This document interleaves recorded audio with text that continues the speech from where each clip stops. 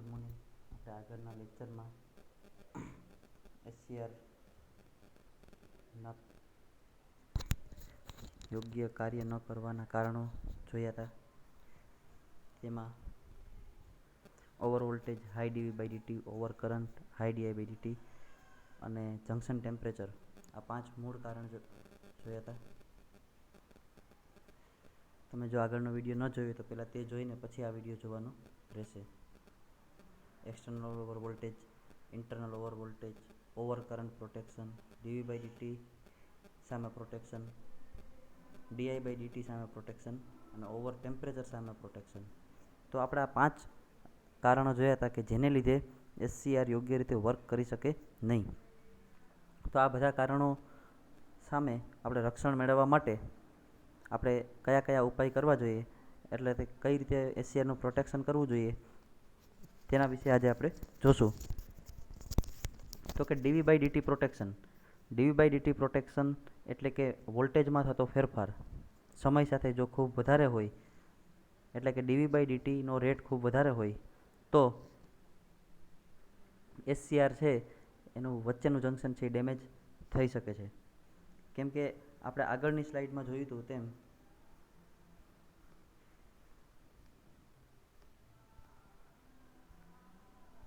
કે જ્યારે એસસીઆરને આપણે જોડીએ છીએ એનોડને પોઝિટિવ હારે ને કેથોડને નેગેટિવ હારે, ત્યારે શું થાય છે તો કે વચ્ચેનું જંક્શન છે એ રિવર્સ બાયસમાં હોય છે અને બંને છેડાના જંક્શન છે એ ફોરવર્ડ બાયસમાં હોય છે. J1 અને J2 ફોરવર્ડ બાયસમાં હોય છે, કેમ કે પી હારે પોઝિટિવ છેડો છે અને એન હારે નેગેટિવ છેડો છે. પણ જ્યારે વચ્ચેનું જંક્શન J2 જોશો તો પોઝિટિવ હારે નેગેટિવ છે અને નેગેટિવ હારે પોઝિટિવ છે, એટલે J2 જંક્શન છે રિવર્સમાં રહે છે. આ રિવર્સમાં રહેવાને લીધે તે ખૂબ જ એના વચ્ચે પોઝિટિવ અને નેગેટિવ વોલ્ટેજ જોવા મળે છે જે હાઈ હોય છે. જો આ વોલ્ટેજ છે એ ખૂબ વધારે હોય તો આ જંક્શન J2નું રિવર્સ બ્રેકડાઉન થઈ જાય અને એસસીઆર છે એ ટ્રિગર થઈ જાય, એટલે કે ગેટ પલ્સ આપણે ન આપેલો હોય તો પણ એસસીઆર ચાલુ થઈ જાય છે. તો આને ફોલ્સ ટ્રિગરિંગ આપણે કહીએ છીએ. તો આપણે આ ડીવી બાય ડીટી સામે આપણે પ્રોટેક્શન આપવું જોઈએ. તો એ પ્રોટેક્શન આપવા માટે આપણે એસસીઆરની પેરેલલમાં કેપેસિટરને જોડીશું.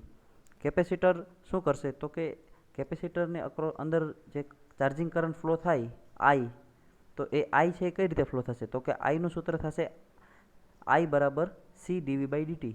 કેપેસિટરમાં પસાર થતા કરંટનું સૂત્ર આઈસી બરાબર સી ડીવી બાય ડીટી, બરાબર. તો એને લીધે શું થશે કેપેસિટરને લીધે તો કે જે તમારો કરંટ આઈ છે એ અચાનક નહીં વધે, ધીરે ધીરે વધશે, કેમ કે કેપેસિટર છે એ ધીરે ધીરે ચાર્જ થશે. ઓકે, અને આ જે કેપેસિટર છે આપણે પેરેલલમાં જોડેલું છે, એટલે જેટલા પણ વોલ્ટેજ કેપેસિટર વચ્ચે હશે એટલા જ વોલ્ટેજ તમને એસસીઆર વચ્ચે જોવા મળશે. એટલે જો આપણે સપ્લાયમાં ખૂબ વધારે ફેરફાર થાય તો પણ કેપેસિટર છે એ વધારો છે એને જલ્દીથી થવા નહીં દે, એની અક્રોસ ધીરે ધીરે વોલ્ટેજ વધશે. કેપેસિટરની અક્રોસ ધીરે ધીરે વોલ્ટેજ વધશે, આથી એસસીઆરની અક્રોસમાં પણ ધીરે ધીરે વોલ્ટેજ વધશે. અને આ રીતે આપણે ડીવી બાય ડીટી સામે પ્રોટેક્શન કેપેસિટરની મદદથી મેળવી શકીએ. તો આપણે પ્રશ્ન થાય કે આ જે આરએસ રજિસ્ટર છે એ શા માટે ઉપયોગમાં આવે છે તો કે આરએસ રજિસ્ટર છે એ કરંટને લિમિટ કરવામાં ઉપયોગમાં આવે છે. ઓકે, જો આપણે કેપેસિટર ફૂલ ચાર્જ થઈ જાય અને જો રજિસ્ટર જોડેલો ન હોય તો ફૂલ ચાર્જિંગ પછી અચાનક ડિસ્ચાર્જ થશે અને એ કરંટ હાઈ કરંટ હશે એ એસસીઆરમાંથી ફ્લો થશે અને જેથી એસસીઆર ડેમેજ થવાની શક્યતા રહે. એટલે કરંટને લિમિટ કરવા માટે આપણે રેઝિસ્ટન્સ આરએસ પણ સિરીઝમાં જોડેલો છે. તો આ રીતે આરએસ અને સીએસની પેરેલલ સર્કિટ જે એસસીઆરમાં હોય એને આપણે સ્નબર સર્કિટ કહીએ છીએ કે જે ડીવી બાય ડીટી સામે પ્રોટેક્શન આપે છે. ઓકે, તો આ પેરેલલમાં એટલા માટે જોડવામાં આવે છે કે જેથી જે કેપેસિટર અને રેઝિસ્ટન્સ વચ્ચે જે વોલ્ટેજમાં વધારો થાય છે એ જ વોલ્ટેજનો વધારો છે તમને એસસીઆરની વચ્ચે જોવા મળશે. કેમ કે આપણે જાણીએ છીએ તેમ પેરેલલ સર્કિટમાં વોલ્ટેજ હંમેશા સરખા રહેશે, એટલે રજિસ્ટર અને કેપેસિટર વચ્ચેના જે વોલ્ટેજ હશે, બંનેના સિરીઝ વચ્ચેના જે વોલ્ટેજ હશે એ જ વોલ્ટેજ તમને એસસીઆરની વચ્ચે જોવા મળશે. બીજું આપણે પ્રોટેક્શન જોઈએ ડીઆઈ બાય ડીટી પ્રોટેક્શન. જેમ કેપેસિટર છે એ વોલ્ટેજને સમય સાથે અચાનક ફેરફાર નથી થવા દેતો, એ જ રીતે કરંટમાં અચાનક ન ફેરફાર થવા દેવો હોય તો આપણે ઇન્ડક્ટર જોડવું પડે. ઓકે, તો વોલ્ટેજમાં ફેરફાર કેપેસિટર ન જલ્દી થવા દે, તો એ જ રીતે ઇન્ડક્ટર વચ્ચે જે કરંટ પસાર થાય એમાં ઇન્સ્ટન્ટેનિયસલી બદલાવ થતો નથી. ટૂંકમાં જો તમે કોઈ ઇનપુટ આપો ઇન્ડક્ટરને, ઇનપુટ કરંટ, તો એ કરંટ છે એ ધીરે ધીરે વધશે, અચાનક વધશે નહીં. તો જેવો તમે સપ્લાય આપશો એસસીઆરને, તો જો તમે આ રીતે આકૃતિમાં દર્શાવ્યા મુજબ સિરીઝમાં ઇન્ડક્ટર જોડેલું હોય, તો તમારો જે કરંટ છે ડી/dt, એ કરંટ છે એ ઇન્ડક્ટરમાંથી પસાર થશે અને એ જ ડી/dt કરંટ છે તમારો એસસીઆરમાંથી પસાર થશે, કેમ કે આપણે બંનેને સિરીઝમાં જોડેલા છે. બરાબર? તો to limit the very high value of ડી/dt, ટૂંકમાં હાઈ વેલ્યુ ડી/dtને લિમિટમાં રાખવા માટે an inductor is used in circuit, ઇન્ડક્ટરનો ઉપયોગ કરવામાં આવે છે સર્કિટમાં, in series with the SCR, SCR સાથે સિરીઝમાં, કેમ કે સિરીઝમાં હોય તો જ બંનેમાં કરંટ સરખો રહેશે. ઓકે, જ્યારે આપણે આગળની નંબર સર્કિટ જોઈ એમાં કેપેસિટર અને રજિસ્ટરને એસસીઆરને પેરેલલમાં જોડેલો છે. તો આ જે એલએસ જોડેલો છે એને કરંટ નંબર સર્કિટ અથવા કરંટ નંબર ઇન્ડક્ટર પણ કહેવામાં આવે છે. બીજું કે જો એક વખત બ્રેકડાઉન થાય એટલે એસસીઆરની અંદર ખૂબ જ વધારે કરંટ ફ્લો થાય, પણ જો એ કરંટ કન્ટિન્યુ એસસીઆરમાંથી વહેતો હોય તો શું થશે, તો કે જંક્શનની અંદર હીટિંગ થાય, ટેમ્પરેચર વધશે. ઓકે, હીટિંગના જુદા જુદા આપણે કારણો જોયા હતા. હીટિંગ કયા કયા કારણોને લીધે થાય છે એ આપણે આગળની સ્લાઇડમાં જોયું હતું. તો કે કંડક્શન લોસીસ હોય, સ્વિચિંગ લોસીસ હોય, અથવા તો લીકેજ કરંટને લીધે જે કોઈ લોસીસ થાય, અથવા તો જે ગેટને તમે સપ્લાય આપો છો, તો આ બધી સર્કિટમાં કરંટ પસાર થતો હોય, તો કરંટ પસાર થવાને લીધે I²RT જેટલા લોસીસ થતા હોય છે. બરાબર? તો એ લોસીસ આપણે એને I²RTની જગ્યાએ I²T જ કહીશું, કેમ કે જ્યારે ફોરવર્ડમાં હોય છે એસસીઆર ત્યારે રેઝિસ્ટન્સ ખૂબ ઓછો હોય છે, શોર્ટ થઈ ગયેલો હોય છે. ઓકે, તો આ જે લોસીસ હોય છે એ I²RT દ્વારા આપણે દર્શાવી શકીએ. તો જે આ હીટ ઉત્પન્ન થાય છે એ હીટને આપણે શું કરવી પડે, શોષી લેવી પડે. તો પ્રોટેક્શન અગેન્સ્ટ હીટિંગ ઓર જંક્શન ટેમ્પરેચર, ટૂંકમાં આપણે આ હીટિંગ અને જંક્શન ટેમ્પરેચર સામે એસસીઆરને આપણે પ્રોટેક્શન આપવું પડે. To protect SCR from high temperature, SCR assemble on heat sink. To get best result, heat sink are generally made of aluminum. ટૂંકમાં આ ટેમ્પરેચરના વધારા સામે પ્રોટેક્શન આપવા માટે આપણે હીટ સિંક છે એ એસસીઆર સાથે જોડવી પડે. હીટ સિંક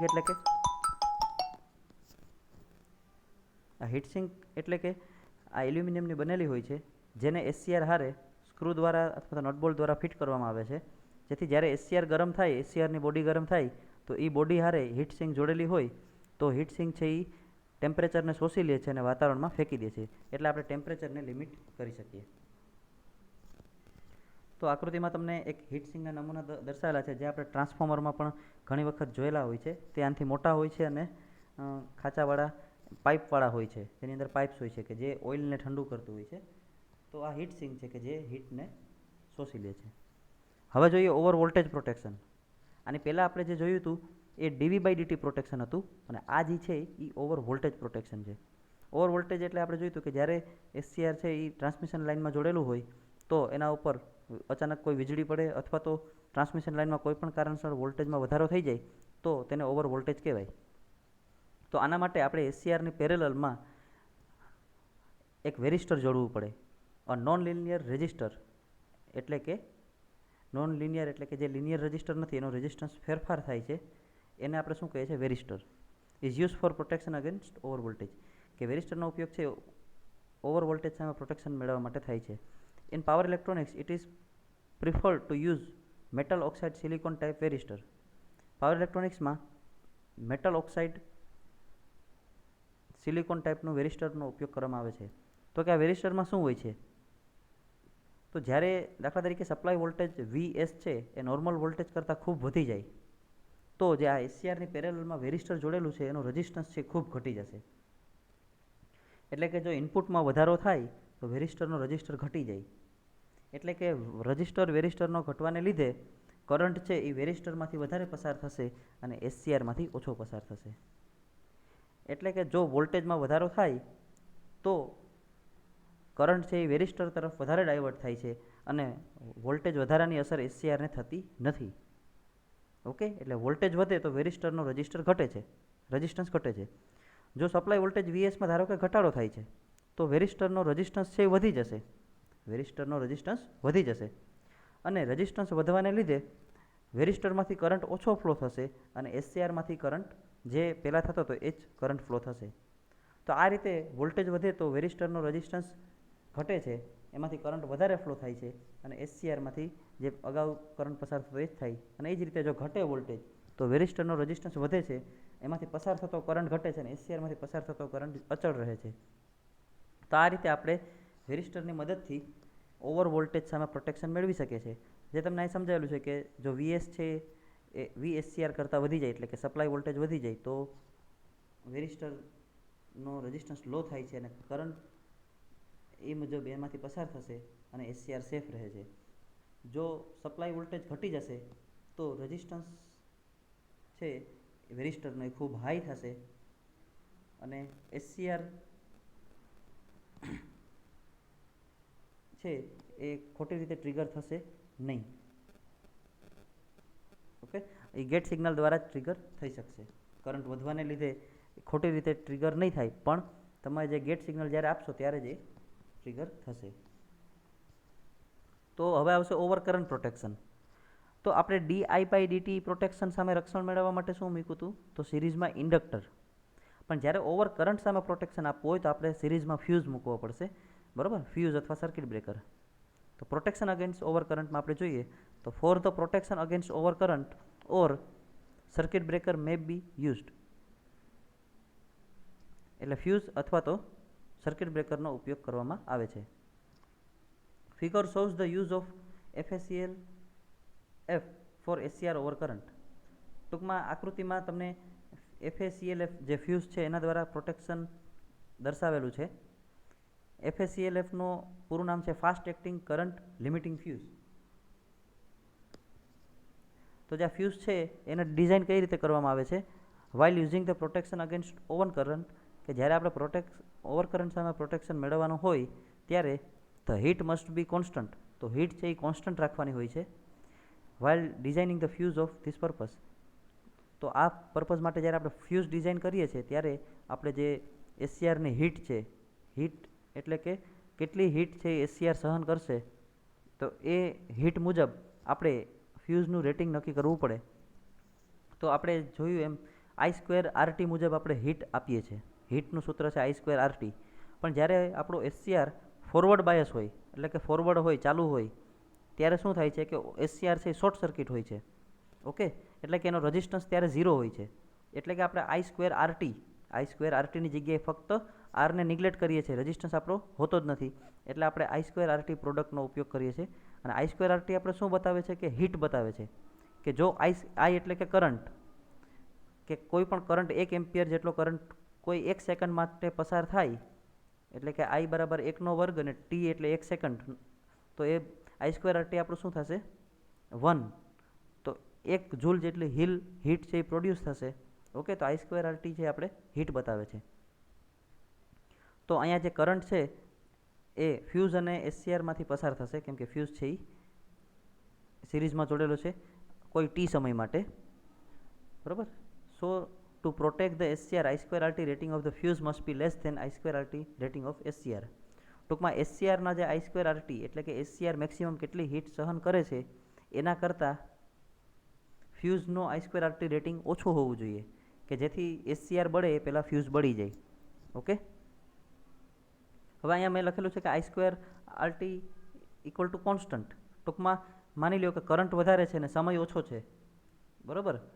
તો કરંટ અને ટાઈમનો ગુણાકાર છે એ કોન્સ્ટન્ટ રહેવો જોઈએ. જો પછી કરંટ વધી જાય અને સમય ઘટી જાય, કે કરંટ ઘટી જાય અને સમય વધી જાય, કોઈ પણ સંજોગોમાં તમારો I²RTનો જે ગુણાકાર છે હંમેશા કોન્સ્ટન્ટ રહેવો જોઈએ.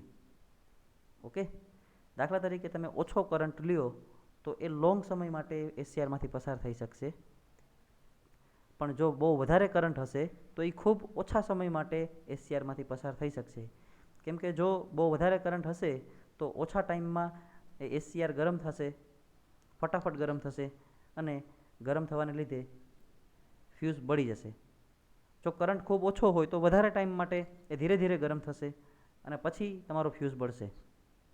તો આ રીતે આપણે I²RT રેટિંગ છે હંમેશા કોન્સ્ટન્ટ હોવું જોઈએ. તો જો કરંટમાં વધારો થાય તો આ ફ્યુઝ છે એ એસસીઆરની સિરીઝમાં જોડેલો છે. સિરીઝમાં જોડાયેલો હોવાથી કરંટ વધે તો એ બ્લો આઉટ થઈ જાય અને આપણે ઓવર કરંટ સામે પ્રોટેક્શન મેળવી શકીએ. તો આપણે આજના લેક્ચરમાં આ બધા પ્રોટેક્શન જોયા. એનો અહીંયા ઓવરવ્યૂ છે આખો. તો સૌથી પહેલાં ઇનપુટ સાઇડ છે સર્કિટ બ્રેકર અને ફ્યુઝ છે. તો આપણે એમ થાય કે સર્કિટ બ્રેકરનો ઉપયોગ પણ શા માટે અહીં કરવામાં આવે છે?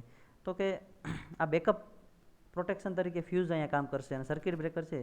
દાખલા તરીકે જો આપણે ફ્યુઝ જ વાપરીએ તો શું થશે? તો કે જ્યારે પણ ફ્યુઝ બળી જશે ત્યારે આપણે વારંવાર એને રિપ્લેસ કરવો પડશે. એ રિપ્લેસ ન કરવો પડે એના માટે આપણે સર્કિટ બ્રેકર પણ હારે જોડીએ છીએ કે જ્યારે નોર્મલી ટેમ્પરેચરમાં વધારો થાય તો સર્કિટ બ્રેકર ઓપન થઈ જશે થોડાક ટાઈમ માટે, પછી સર્કિટ બ્રેકર ઓટોમેટિક ક્લોઝ થઈ જશે. એ વસ્તુ ફ્યુઝમાં શક્ય નથી. પણ જો ક્યારેક કોઈ સંજોગો એવા બને કે સર્કિટ બ્રેકર ઓનનું ઓન રહે અને હીટ વધી જાય ખૂબ, ટૂંકમાં એના કોન્ટેક ઓપન ન થાય, એ સમયે ફ્યુઝ છે બળી જશે. એટલે બેકઅપ પ્રોટેક્શન તરીકે જો સર્કિટ બ્રેકર ફેલ થાય તો ફ્યુઝ છે એ પ્રોટેક્શન એને આપશે. પછી આપણે બીજો આગળ વધીએ તો એસસીઆર અને ઇન્ડક્ટર સિરીઝમાં જોડેલા છે. તો ઇન્ડક્ટર છે એ DI/dt સામે પ્રોટેક્શન આપશે. ઓકે, એસસીઆર છે એસસીઆર ને ઇન્ડક્ટર છે એ DI/dt સામે પ્રોટેક્શન આપશે. એટલે એસસીઆર હારે ઇન્ડક્ટરને સિરીઝમાં જોડેલું છે.